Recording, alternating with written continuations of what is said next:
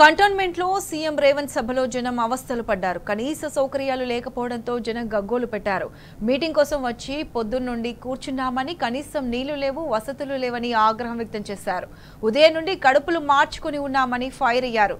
CM ప్రసంగిస్తుండగానే meeting ఆపేయాలని ప్రజలు నినాదాలు చేశారు.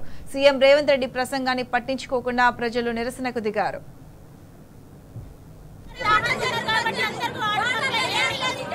నగరంలో ఉన్న చెరువుల లెక్క తీద్దాం. బఫర్ జోన్ లో ఎవరున్నారు, నాలాలు ఎవరు ఆక్రమించుకున్నారు, ప్రభుత్వ పార్కులలో అక్రమ నిర్మాణాలు ఎవరు చేశారు, ప్రభుత్వ భూ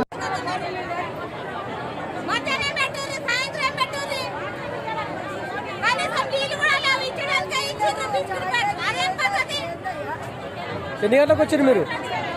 ఎన్ని గంటలకు వచ్చిండ్రు?